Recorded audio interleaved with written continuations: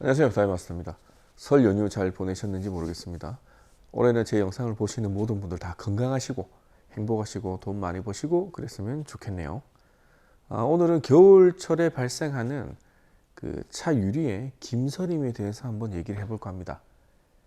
김서림이 발생하는 원인과 김서림 방지제 원리, 그리고 차 유리 안쪽 면에 바르면 안 되는 것들에 대해서 완전히 한번 정리를 해드리겠습니다. 여러분 오늘 영상만 보시면 김서림에 대한 부분은 모든 걸 다 이해할 수가 있을 겁니다. 먼저 김서림 발생하는 원인에 대해서 말씀드리면 이건 굉장히 간단해요. 우리가 중학교나 고등학교 때 배웁니다. 물은 세 가지 상태가 있죠. 고체는 얼음이고요. 액체 상태는 우리가 흔히 생각하는 물이고요. 기체는 수증기입니다. 기체는 예를 들어서 간단하게 설명드리면 이만한 공간이 있다고 했을 때 그 공간의 온도에 영향을 받습니다.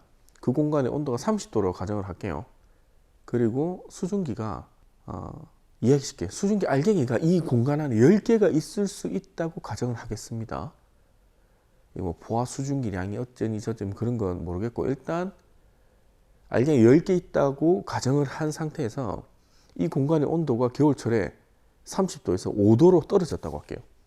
5도로 떨어지면 이 공간이 가질 수 있는 수증기 알갱이, 그러니까 품을 수 있는 기체 양이 5개밖에 안 돼요. 가정을 하는 겁니다. 그럼 나머지 5개는 어디로 가느냐?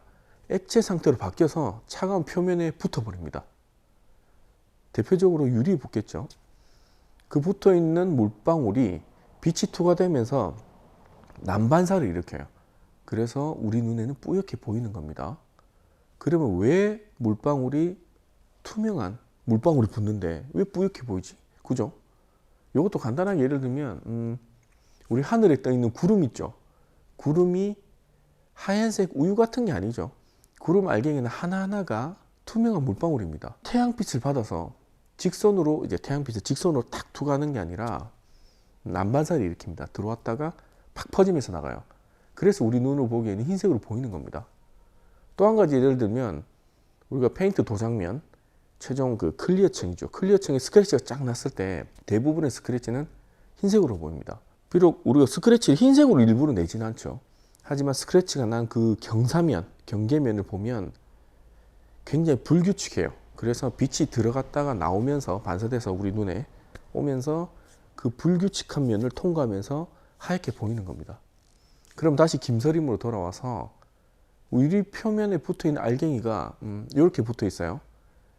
우리가 요 각을 흔히 컨택 앵글이라고 부릅니다.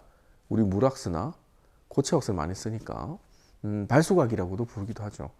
이 컨택 앵글이 크면 클수록 빛을 굴절시키는 양이 많아집니다. 한마디로 빛이 들어왔다가 팍 퍼져서 나가는 거죠. 같은 양의 물방울이 유리 표면에 붙더라도 이렇게 붙는 것보다 이런 식으로 붙어 있는 게 더 뿌옇게 보이는 겁니다.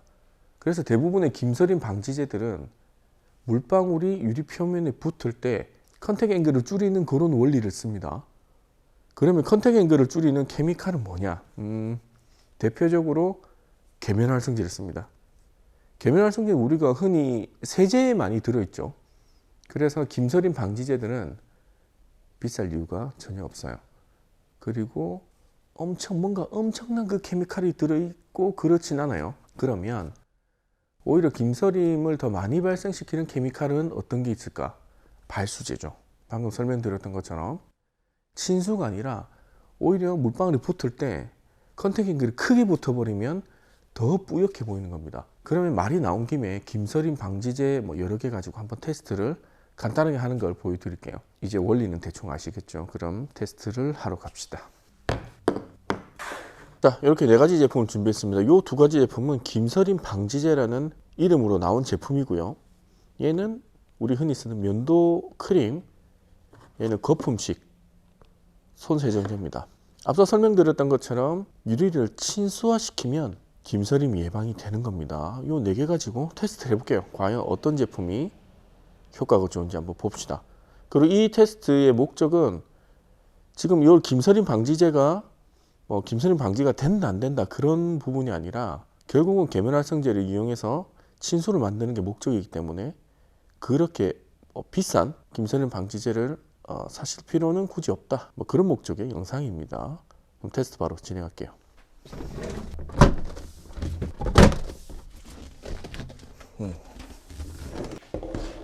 알코올로 탈질 한번 해주고요.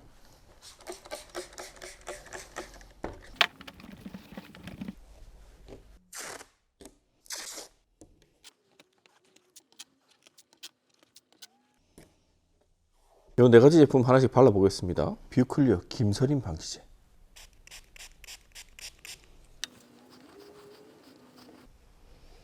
불소음 김서림 방지제입니다. 수건은 다 다른 면을 쓸 겁니다.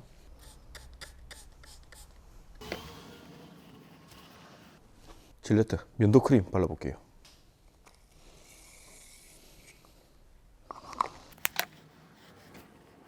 이거 너무 많다. 좀 걷어낼게요. 너무 많네요. 정말 조금만 써도 될 것 같습니다.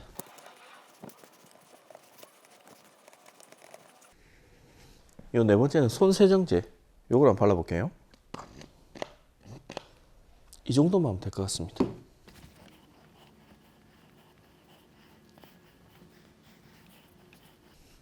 그리고 마지막 다섯 번째 위치에는 오히려 김서림을 더 가중시킬 수 있는 발수제를 발라보겠습니다. 무락스 아무거나 하나 바를게요. 무락스는 글로스 매직 울트라. 요거 한번 발라보겠습니다.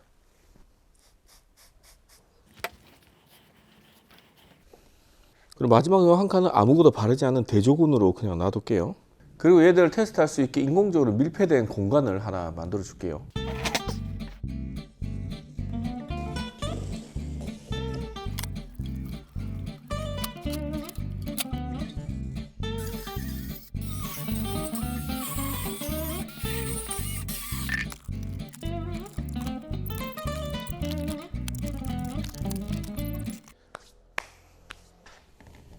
좋아, 딱 맞아. 자, 이렇게 세팅 끝났습니다. 안쪽은 어느 정도 밀폐된 공간이고요. 위쪽은 김서림이 잘 보이게끔 이렇게 창문을, 사무실 창문을 뜯어서 작업했습니다. 지금 요 윗면에 케미칼들을 발라놨죠. 지금 아래쪽 면은 발려있지 않습니다. 그러면 김서림이 발생하면 어떤 모양인지부터 한번 보고 뒤집어서 실제 테스트를 진행하도록 할게요.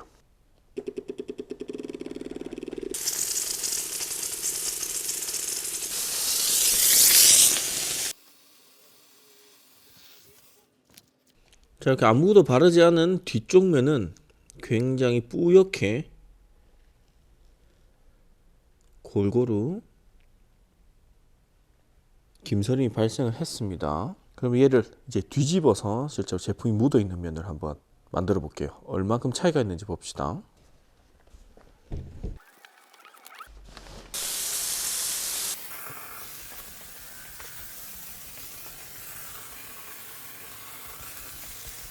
자, 스팀을 계속 먹이고 있는데 지금 발수제를 바른 데는 김서림이 엄청 발생했죠. 오히려 일반 유리면보다 훨씬 더 이렇게 많이 발생했습니다. 앞에서 설명드린 것처럼 요거 시끄러우니 좀 끄고 할게요. 앞에서 설명드린 것처럼 김서림은 물방울 때문에 발생을 하는 거고요. 물방울이 표면에 어떻게 붙는지 그 모양에 따라서 그 정도가 심각해지는 겁니다. 지금 발수제 바르는데 굉장히 심각하죠. 일반 유리면보다 더 심각합니다. 지금 이렇게 봐야 되겠네. 자, 이렇게 봤을 때 일반 유리면에도 뿌옇게 김서림이 발생했죠. 발수제 바르는데 아주 심각하고요. 나머지 손세정제 깨끗하고 면도 크림도 깨끗하고요. 김서림 방지제를 바르는 부분은 당연히 깨끗합니다. 이런 차이가 있습니다. 이렇게 간단하게 실험으로도 알 수가 있듯이 김서림 방지제는 뭘 쓰셔도 다 효과가 있습니다. 자, 이렇게 오늘 테스트를 간단히 끝냈습니다.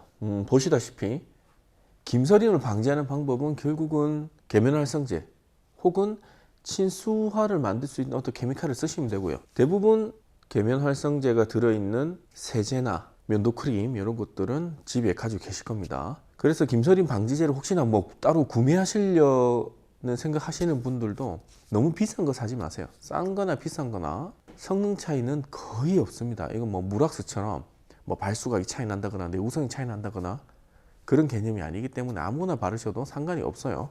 이런데 큰 돈을 쓰지 마시길 바랍니다. 그리고 한 가지 더 하시면 안 되는 거, 발수제는 유리 안쪽 부분에 바르시면 안 됩니다. 그럼 김서림이 엄청나게 발생을 합니다. 그것만 주의해 주시면 될 것 같아요. 오늘 영상도 여러분들께 조금이나마 도움이 되셨으면 좋겠습니다. 감사합니다. 자, 유리를 또 끼우러 갈게요. 그럼 다음 시간에 뵙겠습니다.